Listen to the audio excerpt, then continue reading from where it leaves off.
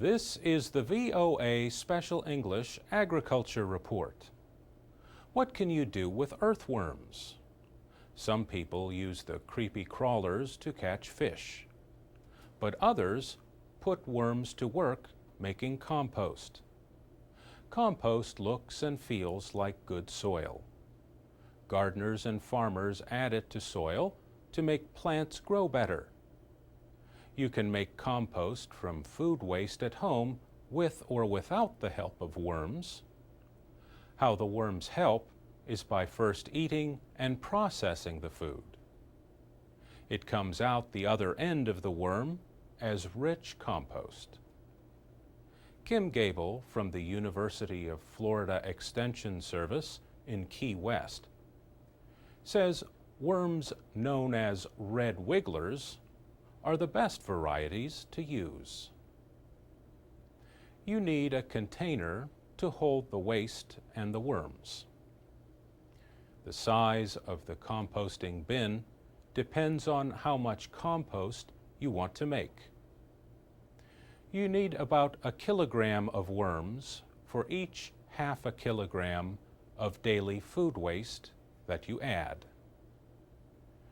Kim Gable says the bin needs holes so the worms can breathe. And they also like to be in the dark, so cover the bin to keep out the light. One thing worms do not like is very high temperatures. Kim Gable lives in the warm climate of southern Florida. She keeps her worm bin indoors. Unpleasant smells can be prevented by controlling the amount of food waste added to the bin and avoiding meat or bones. For composting with worms, you need bedding that is moist but not too wet. The amount of water you add will depend on the bedding material you use. Kim Gable uses newspaper cut into strips about 2.5 centimeters wide. Add 2 handfuls of soil for every half square meter of bedding material and mix well. Spread the worms over the bedding. The worms will start to wriggle their way down. Remove any worms that remain on top of the bedding after 2 hours.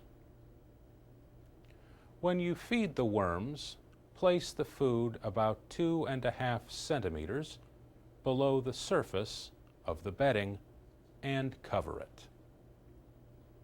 The worms' waste, or castings, should be ready to use as compost within 2 to 6 months. To remove the compost, you can push it all to one side of the bin. Place new bedding and food on the other side. Within a few weeks, the worms will move to the new bedding. Now you can remove the compost and fill the empty space with new bedding. For VOA Special English, I'm Mario Ritter. For more gardening advice, and for more programs and activities for English learners, go to voaspecialenglish.com. We're on Facebook, Twitter, and iTunes at VOA Learning English.